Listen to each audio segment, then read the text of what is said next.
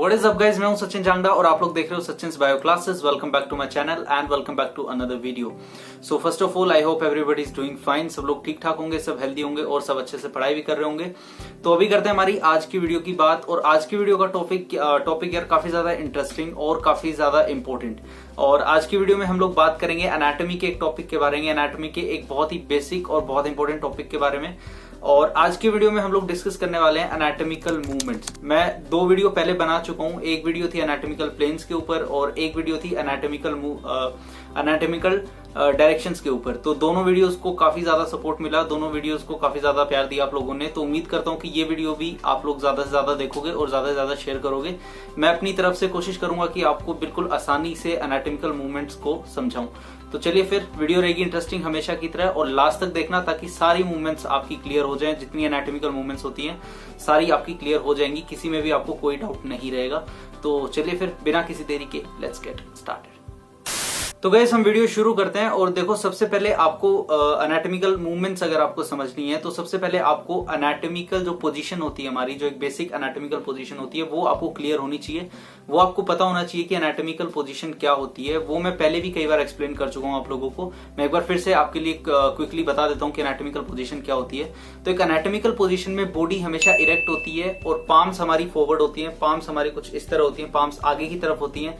हमारी eyes straight होती है, हमारा फेस आगे की तरफ होता है और हमारे जो पैर होते हैं, जो हमारे फीट होते हैं, वो भी अपवर्ड होते हैं। तो उस पोजीशन को हम एनाटॉमिकल पोजीशन बोलते हैं। अब हम हमारी मेन वीडियो को शुरू करते हैं। ये पोजीशन आपको याद रखना है। जितनी सारी मूवमेंट्स मैं आपको बताने वाला हूं, जो भी एनाटॉमिकल मूवमेंट होती है, उन सब का रिलेशन आपका एनाटॉमिकल पोजीशन से ही होता है। तो अगर आपकी एनाटॉमिकल पोजीशन क्लियर है, अगर आपको पता है कि एनाटॉमिकल पोजीशन एग्जैक्टली क्या होती है, तो आप आसानी से एनाटॉमिकल मूवमेंट्स को समझ सकते हो।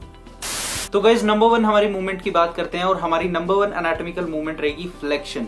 तो मैं आपको बताता हूं कि फ्लेक्शन क्या होता है। फ्लेक्शन ऐसी मूवमेंट होती है जिसमें आपका जॉइंट का जो एंगल होता है वो हमेशा डिक्रीज होता है। फॉर एग्जांपल, मैं एग्जांपल की बात करता हूं, एग्जांपल से आपको ज्यादा चीजें क्लियर होंगी। तो हम ये इस चीज को हम फ्लेक्शन बोलते हैं। आप मेरी फोर आर्म को देख सकते हो, आप मेरी आर्म को देख सकते हो, ठीक है। जब मैं अपनी फोर आर्म को अपनी आर्म के पास लेके जा रहा हूं, इसे हम फ्लेक्शन बोलते हैं। अब आप देखोगे कि यहाँ पे जो एंगल है, फॉर एग्जाम्पल मैं अगर ऐसे दिखाता हूं आपको, तो ये फ्लेक्शन हो रहा है, ठीक है। तो यहाँ पे जो एंगल होता है जॉइंट का वो डिक्रीज हो रहा है। ये सबसे बढ़िया एग्जांपल होता है फ्लेक्शन का। नंबर 2 एग्जांपल मैं बताता हूं आपको, वो होता है हिप फ्लेक्शन। आप हिप जॉइंट पे भी फ्लेक्शन कर सकते हो। और नंबर 3 आपका जो फ्लेक्शन का एग्जाम्पल है वो होता है आपका नी फ्लेक्शन। तो फ्लेक्शन क्या होता है, मैं एक बार दोबारा से आपको बता देता हूँ। फ्लेक्शन होता है किसी भी जॉइंट का जो एंगल होता है वो जब डिक्रीज होता है तो उस मूवमेंट को हम क्या बोलते हैं, फ्लेक्शन बोलते हैं। तो गाइस पहले ही हमने बात करी फ्लेक्शन की। अब हम बात करते हैं हमारी दूसरी मूवमेंट की। दूसरी मूवमेंट होगी फ्लेक्शन का ऑपोजिट, ऑब्वियसली एक्सटेंशन। अब एक्सटेंशन में क्या होता है, देखो फ्लेक्शन में आपका जो एंगल था वो डिक्रीज हो रहा था, कुछ इस तरह से होता है फ्लेक्शन। मैंने आपको दिखाया कि फ्लेक्शन ये फ्लेक्शन हो रहा है क्योंकि यहाँ पे जो आपका एंगल है वो आपका डिक्रीज हो गया। बट एक्सटेंशन में उल्टा होता है। एक्सटेंशन में आपका जो एंगल होता है वो दोबारा इंक्रीज हो जाता है और जो आपकी पोजीशन होती है वो दोबारा, जो रेस्टिंग पोजीशन होती है किसी भी बॉडी की, रेस्टिंग एनाटॉमिकल पोजीशन होती है, वो जो जॉइंट होता है वो वापस उसी स्टेट में चला जाता है। फॉर एग्जांपल, ये था मेरा फ्लेक्शन और ये मेरा हो गया एक्सटेंशन। जो मेरा एल्बो जॉइंट है वो वापस कहां चला गया, जो रेस्टिंग एनाटॉमिकल पोजीशन होती है। इसके एग्जांपल की मैं बात करूं तो सबसे सही एग्जांपल तो यही मैंने जो आपको बताया, एल्बो का एक्सटेंशन होता है। नंबर 2 आप बोल सकते हो कि हिप का एक्सटेंशन होता है और नंबर 3 आप बोल सकते हो कि नी का एक्सटेंशन हो सकता है। तो गाइस फ्लेक्शन और एक्सटेंशन के बाद हम बात करते हैं हमारी नंबर 3 एनाटॉमिकल मूवमेंट की। और हमारी नंबर 3 एनाटॉमिकल मूवमेंट होगी अबडक्शन। तो अबडक्शन क्या होता है, देखो अबडक्शन होता है किसी भी बॉडी पार्ट का उसके जो रेस्टिंग एनाटॉमिकल पोजीशन होती है उससे दूर जाना, इस चीज को हम बोलते हैं अबडक्शन। मैं दोबारा रिपीट करता हूं, किसी भी बॉडी पार्ट का मूव करना या लिफ्ट करना अपनी रेस्टिंग एनाटॉमिकल पोजीशन से, उसे हम क्या बोलते हैं, अबडक्शन। अब मैं इसका एग्जांपल आपको समझाता हूं। जब भी आपका शोल्डर जॉइंट होता है, मतलब आप अपने हाथों को ऊपर लेके जाते हो अपने ईयर्स के पास, अपने अपर लिम्ब को आप कहां लेके जाते हो, अपने ईयर्स के पास, तो ये होता है हमारा अबडक्शन।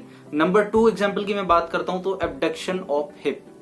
हिप में भी जो अबडक्शन होता है वो भी आपका बढ़िया एग्जांपल है किस मूवमेंट का, अबडक्शन का। अबडक्शन के बाद हम लोग गाइस बात करते हैं अडक्शन की, जो होगी हमारी अगली एनाटॉमिकल मूवमेंट। तो अडक्शन क्या होता है, अडक्शन अबडक्शन में हमने क्या देखा था कि हम हमारे जो किसी भी बॉडी पार्ट को हम हमारी रेस्टिंग जो एनाटॉमिकल पोजीशन होती है उससे हम दूर लेके जाते हैं। तो अडक्शन में क्या होता है, हम उसे वापस लेके आते हैं। अब ऐड आप इस तरीके से याद कर सकते हो, एडक्शन जो होता है उसमें चीजें ऐड होती हैं, मतलब पास आती हैं, तो इसलिए भी हम उसे एडक्शन बोलते हैं। इसका एग्जांपल मैं आपको समझाता हूं। जब आप शोल्डर के पास अपने हाथों को लेके गए थे, मतलब अपर लिम्स को आप ईयर्स के पास लेके गए थे, आप वापस उसी जगह लेके आते हो, तो वो एग्जाम्पल हो जाता है एडक्शन का। और दूसरा एग्जाम्पल भी सेम उसका ऑपोजिट, जो हमने पिछला एग्जाम्पल पढ़ा था, जो था हमारा हिप जॉइंट का अबडक्शन। तो इसमें क्या हो जाता है, हिप जॉइंट का एडक्शन हो जाता है और वो वापस अपनी नॉर्मल रेस्टिंग पोजीशन पे आ जाता है। तो आई होप कि आपको अबडक्शन और एडक्शन दोनों समझ में आ गया होगा। अबडक्शन में क्या होता है, किसी भी बॉडी पार्ट का रेस्टिंग एनाटॉमिकल पोजीशन से दूर जाना, और एडक्शन क्या होता है, एडक्शन होता है ऐड होना, पास में आना। तो एडक्शन में क्या होता है, चीजें वापस अपनी स्टेट में आ जाती हैं, वापस जो रेस्टिंग स्टेट होती है उसमें चीजें आ जाती है, या फिर उसमें हमारा बॉडी पार्ट आ जाता है। तो गाइज हमने अबडक्शन और एडक्शन किया। अब हम बात करते हैं अगली एनाटॉमिकल मूवमेंट की, और हमारी अगली एनाटॉमिकल मूवमेंट है एलिवेशन। नाउ एलिवेशन क्या होता है, एलिवेशन का सिंपल सा मतलब होता है लिफ्ट करना किसी भी चीज को। फॉर एग्जाम्पल मैं आपको एलिवेशन का एग्जाम्पल देता हूं। जो मेरा शोल्डर्स है, ठीक है, शोल्डर्स को मैं श्रक करता हूं, मैं इनको ऊपर लेके जाता हूं, तो इस मूवमेंट को हम क्या बोलते हैं, सिंपली आप इस मूवमेंट को बोलोगे एलिवेशन। अब हम बात करते हैं नेक्स्ट एनाटॉमिकल मूवमेंट की। पहले थी एलिवेशन, अब हो गई आपकी डिप्रेशन। तो डिप्रेशन में क्या होता है, एलिवेशन में आपने ऐसे किया था, अपने शोल्डर्स को आप ऊपर लेके गए थे, आप उन्हें वापस नीचे लेके आते हो, नॉर्मल पोजीशन में लेके आते हो, तो उसे हम क्या बोलते हैं, डिप्रेशन। अब हम बात करते हैं हमारी अगली एनाटॉमिकल मूवमेंट की, हमारी 7th एनाटॉमिकल मूवमेंट की, और हमारी अगली एनाटॉमिकल मूवमेंट होगी रोटेशन। अब रोटेशन की इंपॉर्टेंट चीज ये है कि रोटेशन दो तरह की हो सकती है, रोटेशन होती है इंटरनल एंड रोटेशन होती है एक्सटर्नल। अब इंटरनल रोटेशन में क्या होता है कि आपके जो जॉइंट की मूवमेंट होती है वो टुवर्ड्स द मिड लाइन होती है। ये हमारी मिड लाइन है, इसलिए मैंने आपको बोला था कि आपको एनाटॉमिकल पोजीशन अच्छे से आना चाहिए, इसे हम हमारी मिड लाइन बोलते हैं, ठीक है। तो ये हो जाती है आपकी इंटरनल रोटेशन। इंटरनल रोटेशन का मैं एग्जांपल आपको देता हूं कि जो हमारी इस तरह से ये आपका इंटरनल रोटेशन का एक परफेक्ट एग्जांपल है, जिसमें क्या हो रहा है, जिसमें आपकी दोनों हैंड्स हैं और फोर आर्म है वो आपकी मिड लाइन की तरफ आ रहे हैं, और मेरी जो एल्बो का जॉइंट है उसकी इंटरनल रोटेशन हो रही है। अब हम बात करते हैं एक्सटर्नल रोटेशन की। एक्सटर्नल रोटेशन में क्या होता है कि मिड लाइन से दूर जाती हैं चीजें। इसमें हम लोग पास आए थे, रोटेशन कहाँ हो रही थी, मिड लाइन के पास। अब लेकिन ये हो गया आपका एक्सटर्नल रोटेशन। इसमें आपकी जो मूवमेंट होती है एल्बो जॉइंट की, वो बॉडी से दूर होती है, मिड लाइन से दूर होती है, और इसे हम बोलते हैं एक्सटर्नल रोटेशन। उसके बाद हम गाइस बात करते हैं हमारी 8th एनाटॉमिकल मूवमेंट की, और हमारी 8th एनाटॉमिकल मूवमेंट होती है सर्कमडक्शन। तो सर्कमडक्शन आप लोगों ने सुना होगा, बट ये चीज अच्छे से समझ नहीं पाते, बहुत से स्टूडेंट्स को कंफ्यूजन रहता है इस एनाटॉमिकल मूवमेंट में। तो सर्कमडक्शन में क्या होता है, एक पर्टिकुलर चीज होती है, ये एक पर्टिकुलर मूवमेंट होती है जो सिर्फ एक पर्टिकुलर पार्ट में ही आपको मिलेगी, और ये वाली जो मूवमेंट होती है ये सिर्फ और सिर्फ आपको बॉल एंड सॉकेट जॉइंट में मिलेगी। सर्कमडक्शन आपको याद रखना है कहाँ मिलती है, बॉल एंड सॉकेट्स जॉइंट में जो मूवमेंट होती है उसी मूवमेंट को हम क्या बोलते हैं, सर्कमडक्शन। तो गाइस अब हम बात करते हैं हमारी अगली एनाटॉमिकल मूवमेंट की, और हमारी 9th और अगली एनाटॉमिकल मूवमेंट होगी प्रोनेशन। अब प्रोनेशन क्या होता है, देखो आपको अच्छे से समझना है। प्रोनेशन को याद रखने के लिए आप एक चीज याद रखो, सपोज करो कि आप अपनी बेली के ऊपर लेटे हो, मतलब आपकी बेली होती है, जो आपका पेट होता है, आप उसके सपोर्ट से आप लोग नीचे लेटे हुए हो, तो उस पोजीशन को हम क्या बोलते हैं, प्रोनेशन। फॉर एग्जांपल ये अगर मैं इस तरह से बात करता हूँ, ये प्रोनेशन होती है, ये मेरी बेली है और ये नीचे की तरफ है। तो इसका एग्जांपल मैं आपको बताता हूं कि रेडियस रोटेट्स ओवर अल्ना, ये वाली जो मूवमेंट होती है आपको, इसको हम प्रोनेशन बोलते हैं। मैं दोबारा दिखा देता हूं आपको, ये इस तरह से मूव हो रही है, और जब मैं अपने हाथ को इस तरह कर रहा हूं, इस पोजीशन में लेके आ रहा हूं, तो क्या हो रहा है, अंदर रेडियस जो हो रही है वो रोटेट हो रही है, किस बोन के ऊपर, अल्ना के ऊपर, ठीक है। अब हम बात करते हैं हमारी अगली और लास्ट एनाटॉमिकल मूवमेंट की, और हमारी अगली मूवमेंट होती है सुपिनेशन। अब सुपिनेशन को आप कैसे याद रख सकते हो, इसको याद रखने का एक बेहतरीन तरीका मैं आपको बताता हूँ।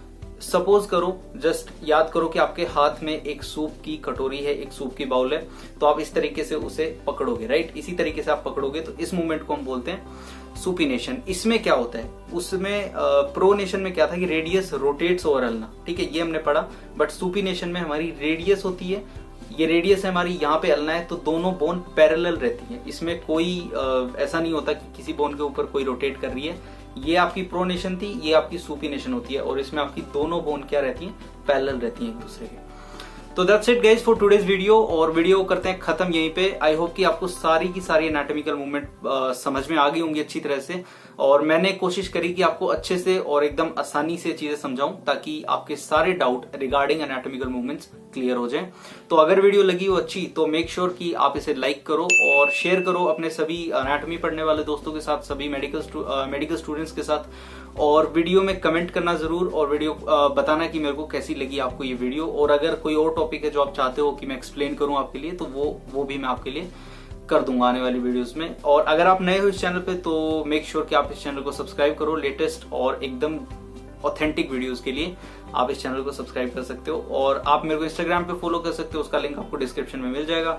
टेलीग्राम पे मेरा एक ग्रुप है जिसमें मैं मेडिकल साइंस का जो जितना सारा स्टडी मटेरियल रहता है, स्पेशली एमबीबीएस अब्रॉड के स्टूडेंट्स के लिए, वो मैं उस ग्रुप में लगातार भेजता रहता हूँ। चीजें बहुत सारी इंपॉर्टेंट चीजें जो मैं उस ग्रुप में भेजता रहता हूँ, तो वो एक रिकमेंडेशन है मेरी तरफ से कि आप उस ग्रुप को जल्दी से जल्दी ज्वाइन कर लो। तो दैट्स इट, मिलेंगे बहुत जल्दी एक नई वीडियो में और बहुत ही इंटरेस्टिंग वीडियो में। तब तक प्लीज आप लोग अपना ध्यान रखो। अगर आप लोग क्रोक की तैयारी कर रहे हो तो good luck to all of you including me. मैं भी क्रोक एग्जाम देने वाला हूँ। तो मिलेंगे बहुत जल्दी नई वीडियो में, इंटरेस्टिंग वीडियो में। तब तक के लिए टेक केयर, बाय बाय।